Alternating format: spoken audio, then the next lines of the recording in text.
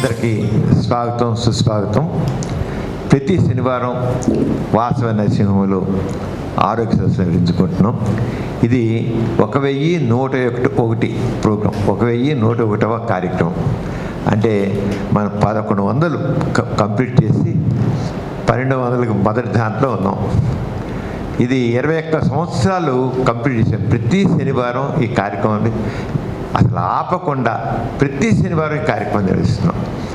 అలాగా 21 సంవత్సరాలు ఏకధాటిన ఈ కార్యక్రమం నిర్వహిస్తున్నాం. ఆరోగ్యం నుంచి అవగాహన పెంపొందడానికి మెడికల్ సైన్స్ చెప్పలేంత అభివృద్ధి సాధిస్తుంది. ఇంత అంతా కాదు. మనం వింటున్నాం, మూత్రపిండాలు పెడుతున్నారు, గుండెని పెడుతున్నారు అని ఇలాంటివి ఎన్నో వింటున్నాం. ఇవన్నీ ఎలా దీన్ని మెడికల్ సైన్స్ అడ్వాన్స్మెంట్ వల్ల కలిగింది. ఆ రంగాన్ని అన్ని రంగాలను ఈ రంగం ఆ రంగం అన్ని రంగాల్లో కూడా చెప్పలేంత అభివృద్ధి జరుగుతుంది. దాని గురించి అవగాహన లేక పెంపొందించుకోక ఇప్పటికీ మన ఆరోగ్యం నాటు వైద్యాలు, మోటు వైద్యాలు, పనికిరానివన్నీ చేస్తున్నాం. దానికి కారణం ఏంటంటే మన అజ్ఞానం. అందుకే నాలెడ్జ్ ఈజ్ పవర్ అంటాం. జ్ఞానమే మన శక్తి, సంపద. అటువంటి జ్ఞానాన్ని అందించడం కోసం, ముఖ్యంగా మెడికల్ ఫీల్డ్లో జ్ఞానాన్ని అందించడం కోసం వాసవ నరసింహం నిరంతరం కృషి చేస్తుంది. ఈ రోజున ప్రముఖ uro oncologist and robotic surgeon doctor K Preetham గారు మన దగ్గర వచ్చారు. ఈయన చాలా అడ్వాన్స్డ్ మెడిసిన్ అనమాట. ఇది ఇంతను మామూలుగా యూరాలజిస్టు అనే పేరు మనం వింటాం.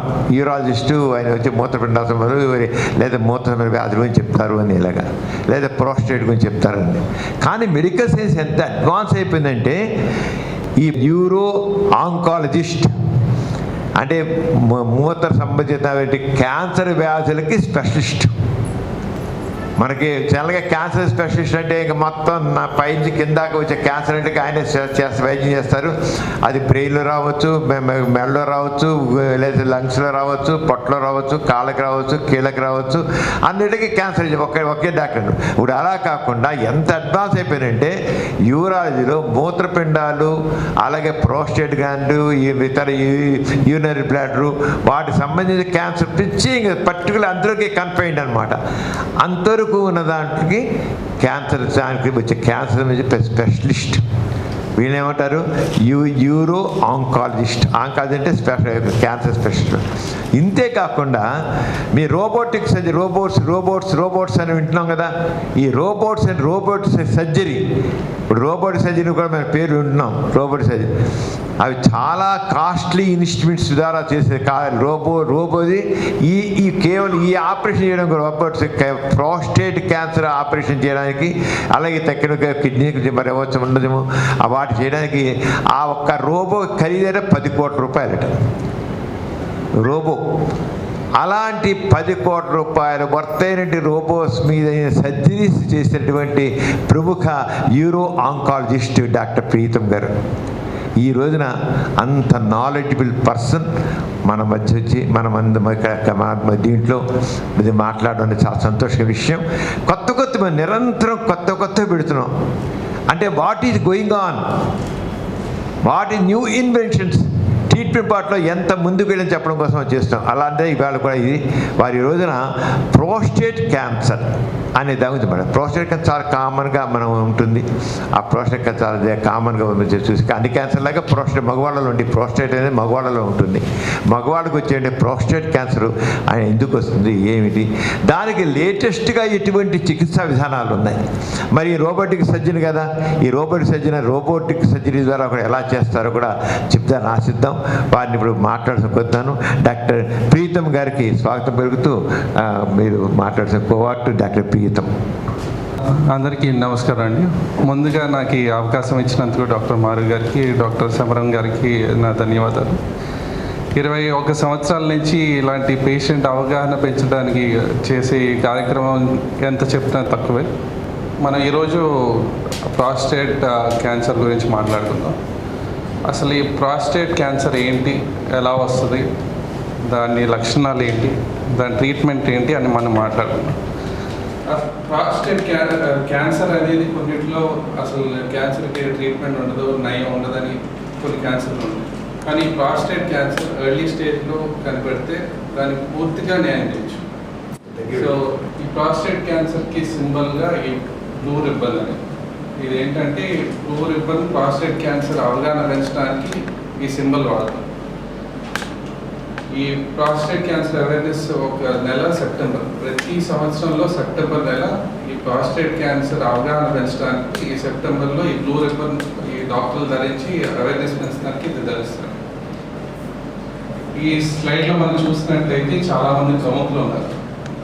ఒకటి రామానాయుడు గారు, మూవీ మొఘల్ ఆఫ్ ఇండియా అంటారు. వారెన్ బఫెట్ అయితే ప్రపంచంలో ధనవంతుల్లో ఒకరైన వారెన్ బఫెట్. జాన్ కెరీ అంటే మన ఒబామా ప్రెసిడెంట్ ఉన్నారు కదా, ఆయన కింద పనిచేసిన secretary of state John Kerry. Robert De Niro, ఆయన ఆస్కార్ అవార్డు అందిన actor. And James Bond, Roger Moore. వీళ్ళందరిలో కామన్ ఏంటంటే వీళ్ళందరికీ ప్రాస్టేట్ క్యాన్సర్ వచ్చింది. రామానాయుడు గారు ప్రాస్టేట్ క్యాన్సర్ వల్ల చనిపోయారు. వారెన్ బఫెట్ ప్రాస్టేట్ క్యాన్సర్ వచ్చిన తర్వాత రేడియేషన్ ట్రీట్మెంట్ తీసుకుంటారు. జాన్ కెర్రీ అండ్ రాబర్ట్ డినీరియో వీళ్ళకి ప్రాస్టేట్ క్యాన్సర్ వచ్చి ఆపరేషన్ చేయించుకున్నారు. రాజర్ మోరేకి ప్రత్యేకంగా ఏం చెప్పాలంటే ఇంక 1993లో ప్రాస్టేట్ క్యాన్సర్ వచ్చి ఆపరేషన్ చేయించుకున్నారు. పూర్తిగా క్యూర్ అయిపోయింది. 25 ఏళ్ళకి ఏమి క్యాన్సర్ రాలేదు, కానీ మళ్ళీ లివర్ క్యాన్సర్ వచ్చి చనిపోయారు. మీరు అడగచ్చు, ఒకే పేషెంట్లో 2 క్యాన్సర్లు రావచ్చు. అది అదే పేషెంట్స్లో రావచ్చు. ఒకే ప్రాస్టేట్ క్యాన్సర్లో ఇన్ని మార్పుల, ఒకళ్ళేమో చనిపోయారు, ఒకళ్ళేమో పూర్తిగా క్యూర్ అయిపోయారు, ఒకళ్ళేమో రేడియేషన్ తీసుకున్నారు, ఇద్దరేమో సర్జరీ చేసుకున్నారు. ఒకే క్యాన్సర్కి ఇన్ని మార్పులు. సో ఎందుకు ఈ మార్పులు అంటే మనం తెలుసుకుందాం నెక్స్ట్ లెక్చర్. ఈ ప్రాస్టేట్ గ్రంథి తెలుగులో వీర్య గ్రంథి అంటారు. ఇది ఎక్కడ ఉంటుందంటే ఈ మూత్ర సంచి ఉంది కదా, దానికి మూత్రనాళం మధ్యలో ఉంటుంది. ఇది వీర్య తయారవడానికి ఉపయోగపడుతుంది. ప్రపంచంలో పురుషుల్లో క్యాన్సర్ వచ్చి చనిపోయే వాళ్ళలో మొదటి స్థానం లంగ్ క్యాన్సర్, రెండో స్థానంలో ప్రాస్టేట్ క్యాన్సర్. ఈ ప్రతి సంవత్సరంలో 3 లక్షల మంది ప్రాస్టేట్ క్యాన్సర్ వల్ల చనిపోతారు. మరియు 12 లక్షల మంది ప్రతి సంవత్సరం ప్రాస్టేట్ క్యాన్సర్ డయాగ్నోస్ అవుతుంది. ఇండియాలో ప్రతి 1 లక్ష మందిలో 5 లేదా 9 మందికి ప్రాస్టేట్ క్యాన్సర్ డయాగ్నోస్ అవుతుంది ప్రతి సంవత్సరం. అసలు ఈ ప్రాస్టేట్ క్యాన్సర్ ఇంతకుముందు ఎప్పుడు వెళ్ళలేదు, ఎందుకు ఇప్పుడే వచ్చింది? ఇది చూసినట్టయితే మన సామాన్యుడు భారతీయుడు యొక్క యావరేజ్ లైఫ్ ఎక్స్పెక్టెన్సీ అంటే ఆయుష్ 1980లో చూస్తే 53 ఏళ్ళు. అదే 2018లో చూసుకుంటే అది 69 ఏళ్ళు పెరిగింది. అంటే లైఫ్ ఎక్స్పెక్టెన్సీ చాలా పెరిగింది. ప్రాస్టేట్ క్యాన్సర్ వచ్చిన వాళ్ళు తీసుకుంటే వాళ్ళలో 75% 65 పైబడిన వాళ్ళు ఉన్నవాళ్ళు. సో దీనికి ఒక కారణం మన లైఫ్ ఎక్స్పెక్టెన్సీ పెరిగింది. అందుకనే ప్రాస్టేట్ క్యాన్సర్ ఇన్సిడెన్స్ కూడా పెరిగింది. అందుకే మనకి కూడా తరచూ అందరి పేషెంట్స్లో ప్రాస్టేట్ క్యాన్సర్ ఇన్సిడెన్స్ పెరిగింది. ఇంకా కారణాలు ఏంటంటే ఒబెసిటీ పెరగడం, అంటే బాగా లావుగా ఉండేవాళ్ళు. ఇంకోటి పొగాకు తాగే వాళ్ళలో ప్రాస్టేట్ క్యాన్సర్ రావచ్చు.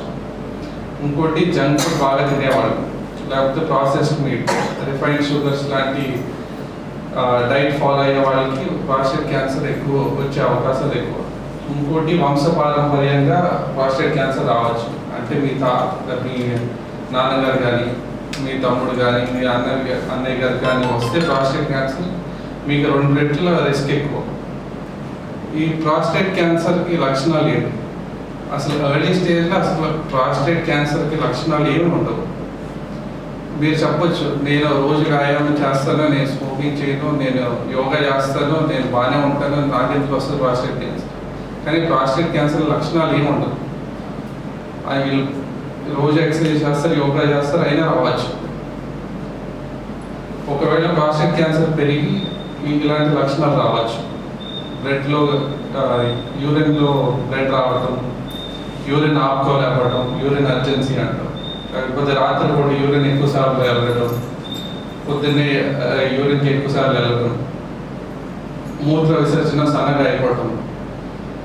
ప్రాస్టేట్ క్యాన్సర్ బాడీ మొత్తం స్ప్రెడ్ అయితే బోన్ పెయిన్స్ అంటాం, అంటే ఎముకల దగ్గర నొప్పులు, లేకపోతే కాళ్ళు వాపు చెందడం అలాంటి లక్షణాలు చూడొచ్చు.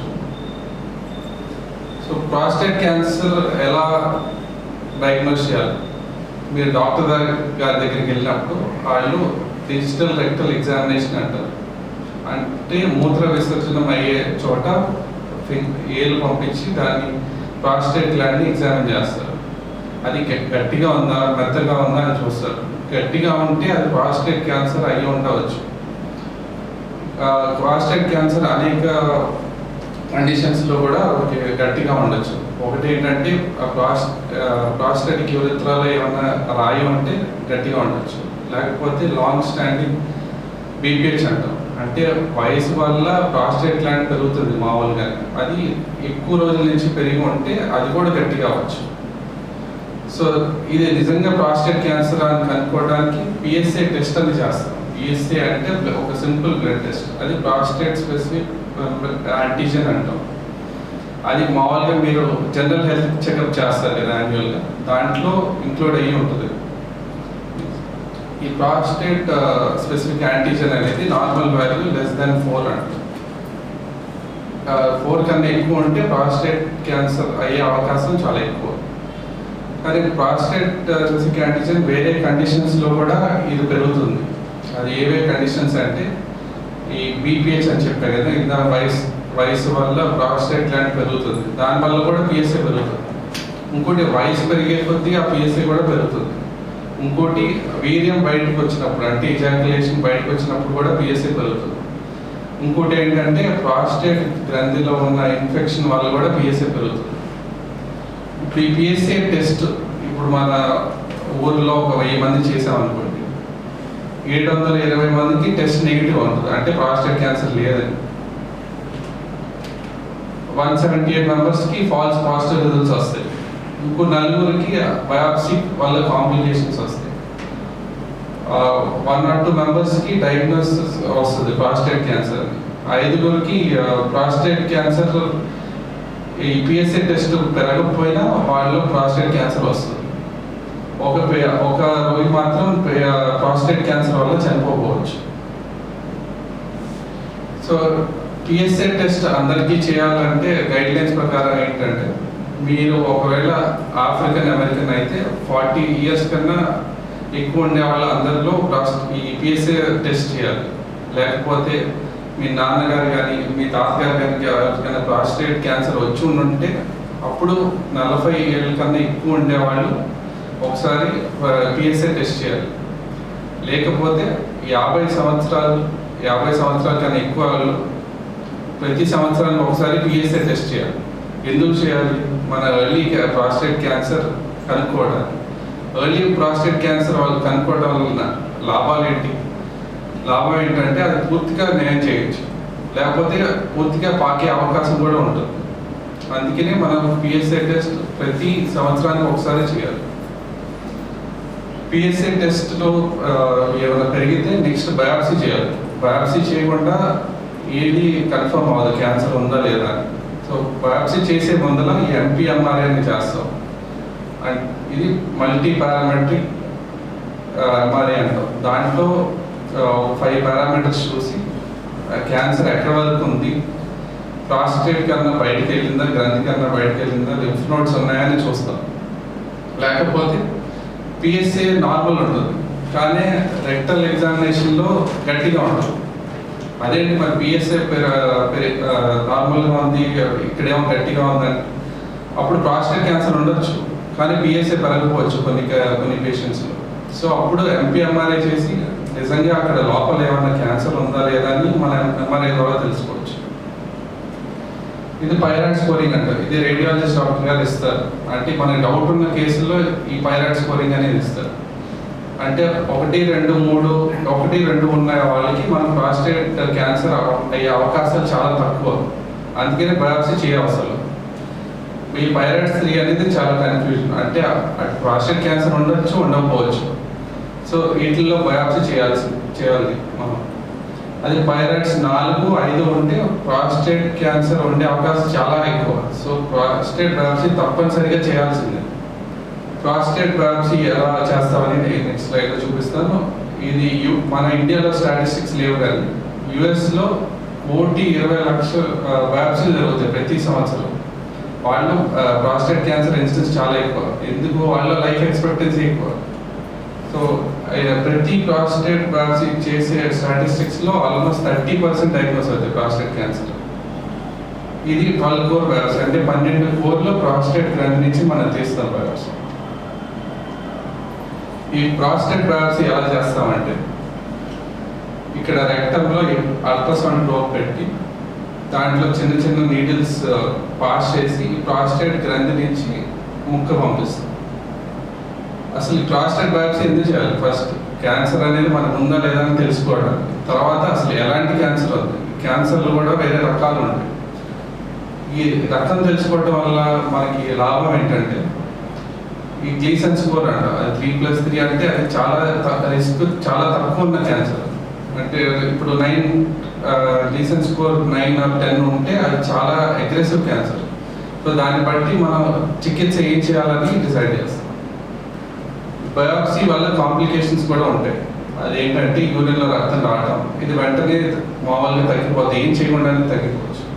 ఒకటి మోషన్ వెళ్ళేటప్పుడు రక్తం రావడం, ఇంకోటి సడన్గా కళ్ళు తిరిగి పడిపోవడం, ఇవి చాలా అరుదుగా జరుగుతాయి. ఇంకోటి యూరిన్ అస్సలు రాకపోవడం, అప్పుడు యూరిన్ పైప్ వేయాల్సి వస్తుంది. ఇంకోటి యూరిన్ ఇన్ఫెక్షన్ రావడం, ఇంకోటి బాడీ మొత్తం ఇన్ఫెక్షన్ రావడం, ఇవి చాలా అరుదుగా జరుగుతాయి. దీనికి రాకుండా ఉండడానికి ప్రికాషన్స్ తీసుకొని చేస్తారు. సో దీనివల్ల భయపడాల్సింది ఏంటి? మన ప్రాస్టేట్ క్యాన్సర్ ఉందని తెలిసిపోయింది. నెక్స్ట్ ఏం చేయాలి? ఏం చేయాలంటే మనం ఏ స్టేజ్లో ఉందని తెలుసుకోవాలి. బాడీలో ఎక్కడ పాకిందా లేకపోతే ప్రాస్టేట్ గ్రంథిలోనే ఉందా అని తెలుసుకోవాలి. సో దానికి PSMA PET CT అంటాం. ఇది prostate specific membrane antigen PET CT అంటాం.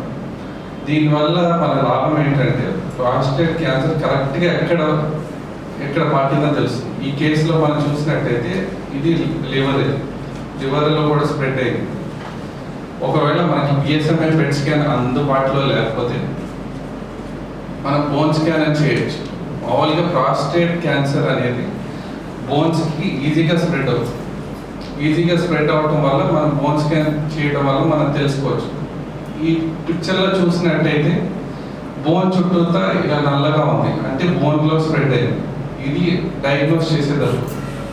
ఈ పక్కన చూసినట్టయితే ఈ పేషెంట్ మొత్తం ట్రీట్మెంట్ అంతా తీసుకున్న తర్వాత చూడండి పూర్తిగా మాయమైంది. ఈ క్యాన్సర్ మొత్తం నయం అయిపోయింది. దీంట్లో ఇంకో టెస్ట్ ఏం చేస్తామంటే అల్ట్రాసౌండ్ అంటాం. అయితే మామూలుగా ఎప్పుడు చేసే అల్ట్రాసౌండ్ ఎందుకు చేస్తామంటే, మనకి మూత్ర విసర్జన చేసిన తర్వాత మన మూత్ర సంచిలో ఎంత యూరిన్ మిగిలిపోయింది అని తెలుసుకోవడం. సో ఈ స్టేజెస్ ఆఫ్ ప్రాస్టేట్ క్యాన్సర్లో 4 స్టేజెస్ ఉంటాయి. స్టేజ్ 1 ఏంటంటే, అది ప్రాస్టేట్ క్యాన్సర్లోనే చిన్నగా ఎక్కడం ఉంటుంది. ఇక్కడ మీరు చూసినట్టయితే ఇక్కడ చిన్నగా ప్రాస్టేట్ క్యాన్సర్ ఒక నాడ్యూల్ ఉంది. స్టేజ్ 2లో ఏంటంటే ప్రాస్టేట్ గ్లాండ్లోనే కొంచెం పెరగడం. స్టేజ్ 3లో ఏంటంటే ప్రాస్టేట్ గ్రంథి చుట్టూతా పెరగడం, సెమినల్ వెసికల్ అంటాం. దానికి కూడా ఇన్వాల్వ్ అయితే అప్పుడు స్టేజ్ 3కి వస్తుంది.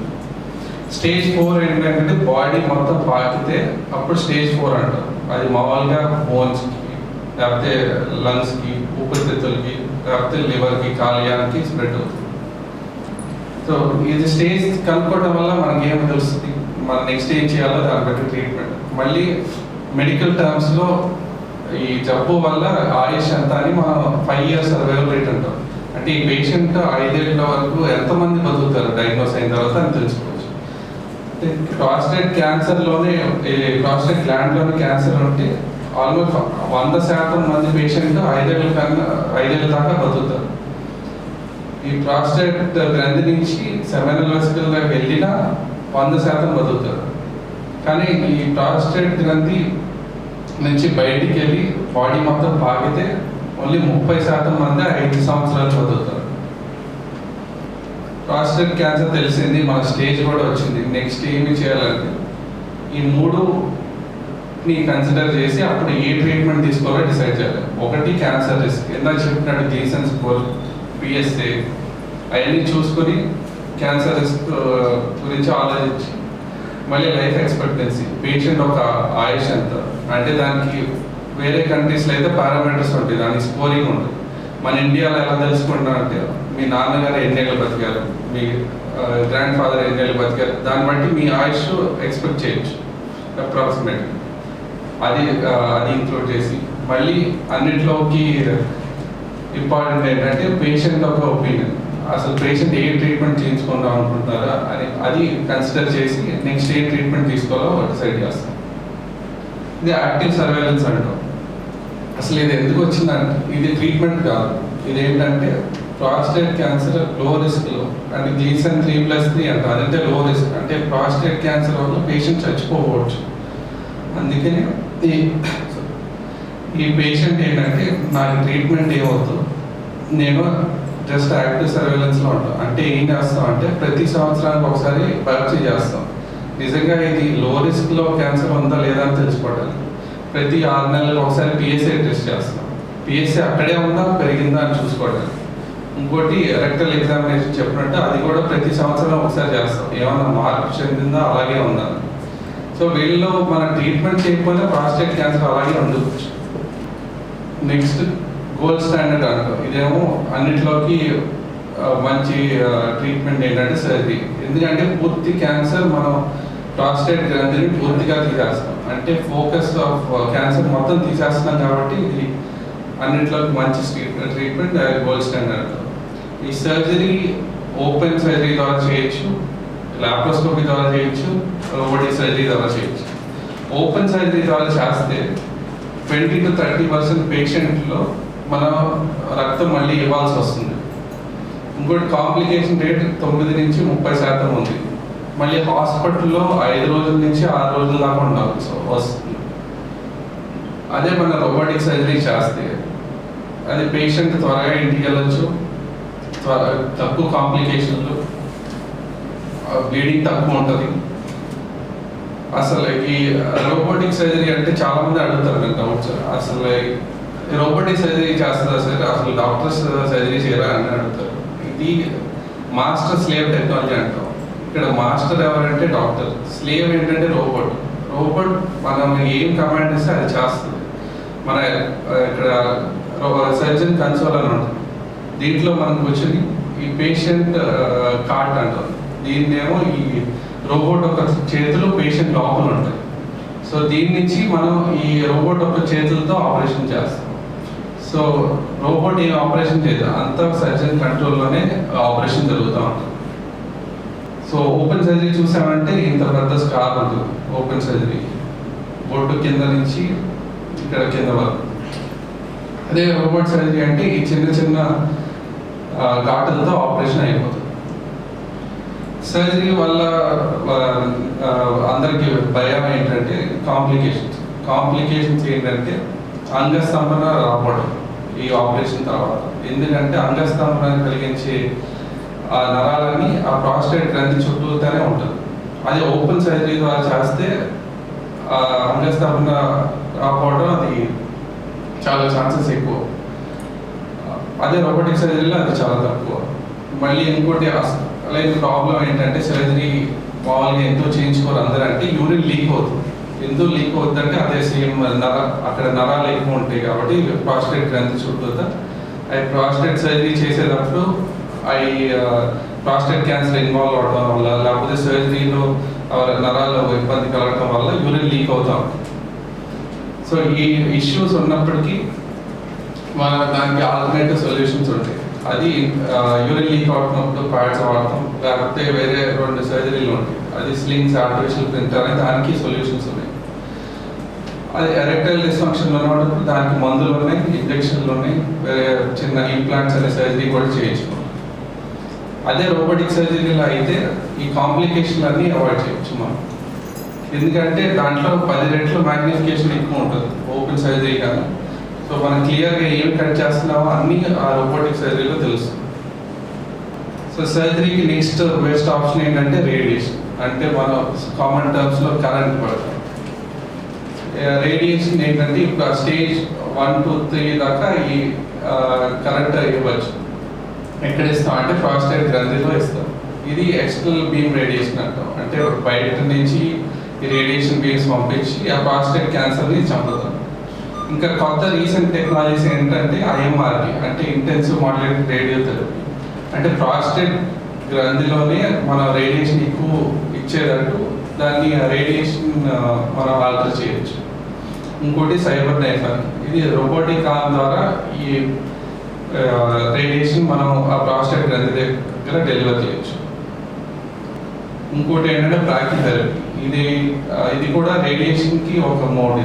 దీంట్లో ఏంటంటే మనం ప్రాస్టేట్ గ్రంథిలో డీటెయిల్స్ పెట్టి ఓన్లీ ఆ ప్రాస్టేట్ ల్యాండ్లోనే మన రేడియేషన్ ఇచ్చేవాడు. ఒకవేళ ప్రాస్టేట్ క్యాన్సర్ స్టేజ్ 4లో ఉందంటే అప్పుడు ట్రీట్మెంట్ వేరేదండి, సర్జరీ వల్ల రోల్ ఏమి ఉండదు. రేడియేషన్ ఓన్లీ ప్రాస్టేట్ క్యాన్సర్కి ఇవ్వచ్చు, అది ఓన్లీ తక్కువ స్ప్రెడ్ అయ్యి ఉంటుంది. అది కాకుండా అన్నింటిలో ముఖ్యమైన ట్రీట్మెంట్ అంటే హార్మోన్ థెరపీ. ఇవి ప్రాస్టేట్ క్యాన్సర్కి ఫ్యూయల్ లాగా పనిచేసేది మన టెస్టోస్టెరాన్. అది ఎక్కడి నుంచి వస్తుంది? మన బీజం నుంచి. సో ఆ హార్మోన్ థెరపీ చాలా ఇంపార్టెంట్. ఆ హార్మోన్ థెరపీ సర్జరీ ద్వారా చేయొచ్చు, లేకపోతే మందుల ద్వారా చేయొచ్చు. ఇంకోటి ఏంటంటే కీమోథెరపీ. ఇంకోటి రేడియేషన్ అక్కడ స్ప్రెడ్ అయిన చోట్లలో మన రేడియేషన్ ఇవ్వచ్చు. ఇంకోటి టార్గెటెడ్ రేడియోన్యూక్లియర్ థెరపీ అంటాం. ఇది ఆండ్రోజెన్ డెప్రైవేషన్ థెరపీ ఏంటంటే మన టెస్టోస్టెరాన్ ఎలా తగ్గించాలని అది మొడాలిటీ. ఒకటి ఏంటంటే 2 బీజాలు తీసేయడం, లేకపోతే ఇంజెక్షన్ ఇవ్వడం. ఈ ఇంజెక్షన్ ఇవ్వడం వల్ల మన బాడీలో ఉన్న టెస్టోస్టెరాన్ లెవెల్స్ తగ్గించేస్తుంది. అది చాలా రకాలు ఉంటాయి. ఒకటి ఏంటంటే ప్రతి నెలకు ఒకసారి ఇంజెక్షన్ ఇవ్వాల్సి వస్తుంది. ఇంకో ఇంజెక్షన్ అంటే ప్రతి 3 నెలలకు ఒకసారి ఇంజెక్షన్ ఇవ్వాలి, లేకపోతే ప్రతి 6 నెలలకు ఒక ఇంజెక్షన్ ఇవ్వాల్సి వస్తుంది. ఈ ఇంజెక్షన్ల వల్ల ఆర్కిరెక్టివ్ వల్ల సైడ్ ఎఫెక్ట్స్ ఉంటాయి. ఏం సైడ్ ఎఫెక్ట్స్ అంటే బాడీ బాగా వేడెక్కిపోవడం, బోన్ డ్యామేజ్ అవ్వడం, ఫ్రాక్చర్ అవ్వడం, బాడీ వెయిట్ గెయిన్ అవ్వడం, ఒబిసిటీ, బాడీలో కొవ్వు పెరగడం, హార్ట్ ఇబ్బందులు రావచ్చు. నెక్స్ట్ ఆప్షన్ ఏంటంటే ఇప్పుడు ప్రాస్టేట్ క్యాన్సర్ మొత్తం బాడీలో స్ప్రెడ్ అయింది, కానీ నేను పైప్ మీద ఉన్నానని చెప్తారు కొంతమంది పేషెంట్. ట్రీట్మెంట్ ఇచ్చినా ఆయన యూరిన్ పైప్ తీయలేకపోతున్నారు, యూరిన్ మూత్ర విసర్జన చేయలేకపోతున్నారు. వీళ్ళు ఎందుకంటే ఈ ప్రాస్టేట్ పెరగటం వల్ల ఈ మూత్ర విసర్జన అయ్యే మార్గాన్ని మనం చేస్తే అప్పుడు వాళ్ళ మూత్ర విసర్జన ఈజీగా చేయొచ్చు. దీనికి ఆపరేషన్ పేరు ఛానల్ టీఆర్పీ అంటారు. ఇది మామూలుగా మనం బినైన్ కండిషన్స్, అదే బీపీహెచ్ ఇందా చెప్పే కదా, ఇది చేస్తారు. దీంట్లో ఇది పూర్తిగా తీయకుండా జస్ట్ ఈ మార్గం చేసి మూత్ర విసర్జన ఈజీగా అయ్యేటట్టు చేయగలం. ఈ ప్రాస్టేట్ క్యాన్సర్ స్టేజ్ 4లో ఉన్నప్పటికీ మన ట్రీట్మెంట్ హార్మోనల్ థెరపీ స్టార్ట్ చేసినప్పటికీ ఆ ట్రీట్మెంట్ ఫెయిల్ అవుతుంది ఎప్పటికప్పుడు.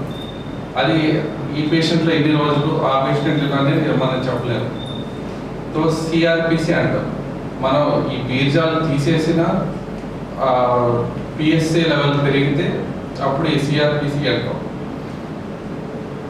అప్పుడు ఈ హార్మోనల్ ట్రీట్మెంట్ కంటిన్యూ చేస్తా పిఎస్ఏ లెవెల్ పెరుగుతుంది కాబట్టి, డిసీజ్ పెరుగుతుంది కాబట్టి అప్పుడు ఏం చేయాలంటే సెకండరీ హార్మోనల్ ట్రీట్మెంట్ అంటాం. అంటే ఈ కొత్త డ్రగ్స్ లాంటివి స్టార్ట్ చేస్తే అప్పుడు మళ్ళీ పిఎస్ఏ కంట్రోల్లోకి వస్తుంది. అవి కాకుండా ఇంకోటి కీమోథెరపీ. మీరు వినే ఉంటారు, వేరే క్యాన్సర్కి ఏ క్యాన్సర్ కన్నా డ్రగ్స్ ఇస్తారు. దానికి మామూలుగా అందరూ భయపడేదంటే అమ్మో నా జుట్టు ఊడిపోతుంది, నేను ప్రాస్టేట్ క్యాన్సర్ ట్రీట్మెంట్ తీసుకోవాలి. ప్రాస్టేట్ క్యాన్సర్లో జుట్టు ఊడిపోవడం అనేది ఉండదు. ఇప్పుడు కొత్త ట్రీట్మెంట్ వచ్చేసరికి దాని సైడ్ ఎఫెక్ట్స్ అన్నీ ఎక్కువ ఉండవు. మామూలుగా మీకు వేరే క్యాన్సర్లో చూసే అంత సైడ్ ఎఫెక్ట్స్ ఉండదు. ఇంకోటి రేడియేషన్ ఇవ్వచ్చు, ఎక్కడెక్కడ స్ప్రెడ్ అయిందో అక్కడే రేడియేషన్ ఇవ్వచ్చు. మీకు ఎముకలు ఉంటాయి. ఇంకోటి ఏంటంటే రేడియో న్యూక్లియర్ థెరపీ. ఇది ఏంటంటే ఇక్కడ మీరు చూసినట్టయితే ఇక్కడ ఎముకలకి అంతా స్ప్రెడ్ అయింది క్యాన్సర్.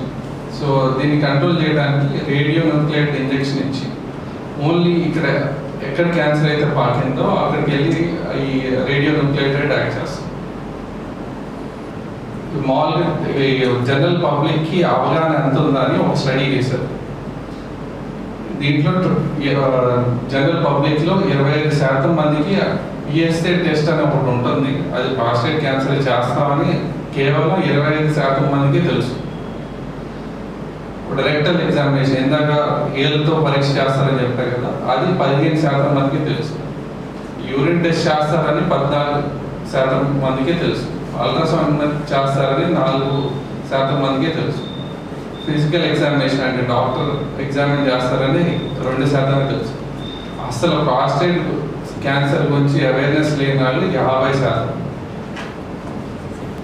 ఎందుకు ఈ 50%? అసలు ఎవరికి అవగాహన ఎందుకు లేదు? అసలు ఎర్లీ క్యాన్సర్ స్టేజ్ 1లో మనకు ఎందుకు డయాగ్నోస్ అవ్వడం, ఎందుకు లాస్ట్ స్టేజ్లో ఎందుకు వస్తారు పేషెంట్స్? ఎందుకంటే చాలా మందికి అసలు ప్రాస్టేట్ క్యాన్సర్ అనేది అవగాహన లేదు. ఇంకోటి, యూరిన్ మంటగా ఉంది, యూరిన్ సరిగ్గా రావట్లేదు, అయినా నాకు ఏమవుతుంది, ఏమవుతుంది కొన్ని రోజులు అయితే నేను సరైపోతుందని అనుకునే యాటిట్యూడ్.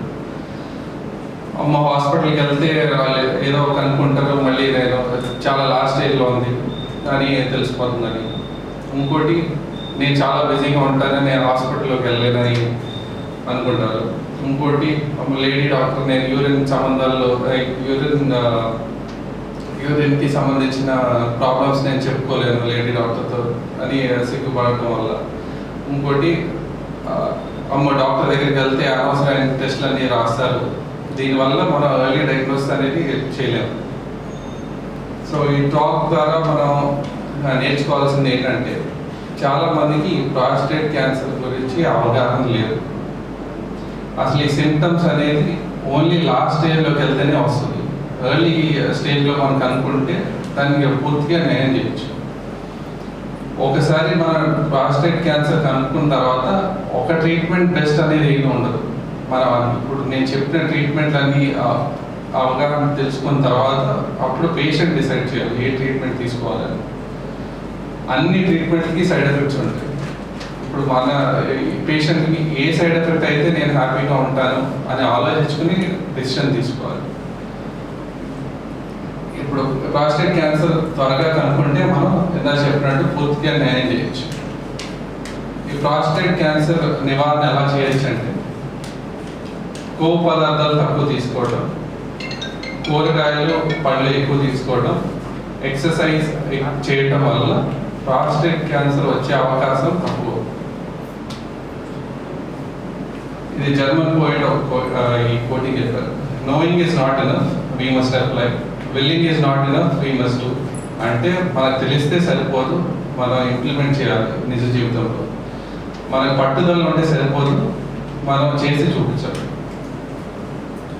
సో మీరు తెలుసుకునే ఈరోజు విషయాలు మీ ఇంట్లో వాళ్ళకి, మీకు తెలిసిన వాళ్ళకి చెప్తే అప్పుడు మీరు ఇంప్లిమెంట్ చేసిన వాళ్ళు. Thank you. డాక్టర్ గారు చాలా తగ్గించారు ప్రాస్టేట్ క్యాన్సర్ నుంచి. ప్రాస్టేట్ క్యాన్సర్ అవగాహనే లేదనిపిస్తుంటున్నారు. నేను మాత్రం చూసింది ఎంతమంది ప్రాస్టేట్, అసలు మీ విలేజ్ ప్రాస్టేట్ చాలా మగవాడికి ఒక ప్రాస్టేట్ గ్లాండ్ ఉంటుందని, దానికి ఒక క్యాన్సర్ వస్తుందని, దానికి ప్రాబ్లమ్స్ ఉంటాయని ఎంతమంది మగవాళ్ళకి ప్రాక్టీస్లో చూస్తున్నాను.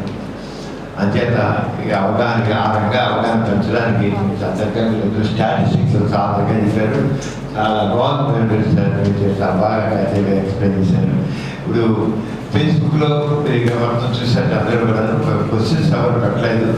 గ్రేట్ ఇనిషియేటివ్స్ సార్ వేరే పెట్టారు, అప్రిషియేట్ చేసి పెట్టారు, కానీ క్వశ్చన్స్ ఎవరు పెట్టలేదు. అది ఇక్కడ ఉన్న వాళ్ళు ఎవరికైనా డాక్టర్ మాట్లాడిన డౌట్స్ ఉంటే అడగాల్సి పోతున్నాను ప్రాస్టేట్ క్యాన్సర్ మీద. ఎవరికైనా సందేహాలు ఉన్నాయా? రోబోటిక్ సర్జరీలో పేషెంట్ దగ్గరే డాక్టర్ ఉండాలా, లేకపోతే డాక్టర్ వేరే రూమ్లో ఉండి పేషెంట్ ఎక్కడ ఏ కంట్రీలో ఉన్నా కూడా చేయవచ్చు సార్, దూరంగా ఉన్నా?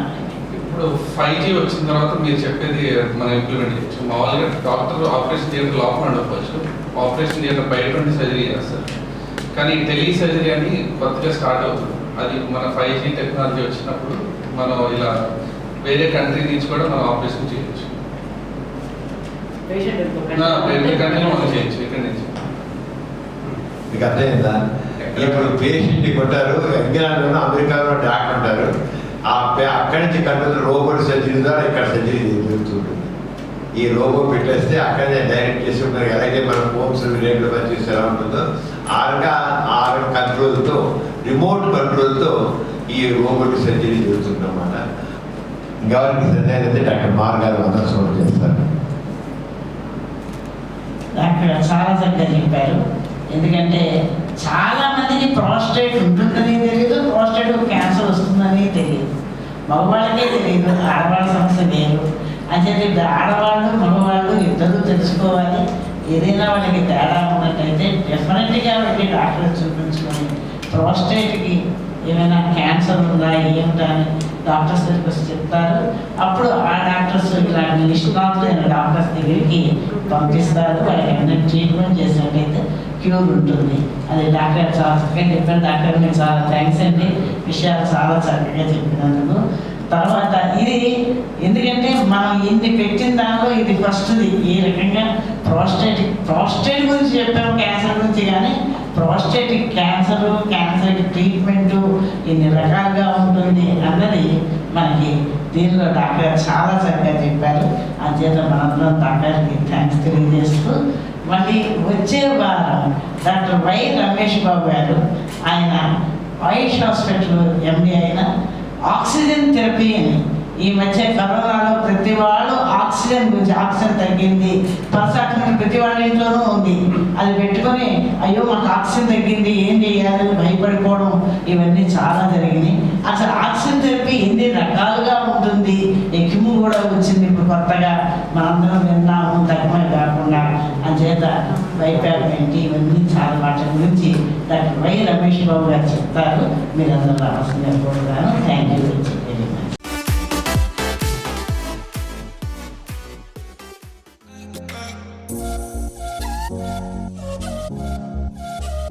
మరిన్ని కొత్త వీడియోల కోసం మా ఛానల్కి సబ్స్క్రైబ్ చేయండి. క్రింద ఉన్న బెల్ ఐకాన్ని యాక్టివేట్ చేయండి.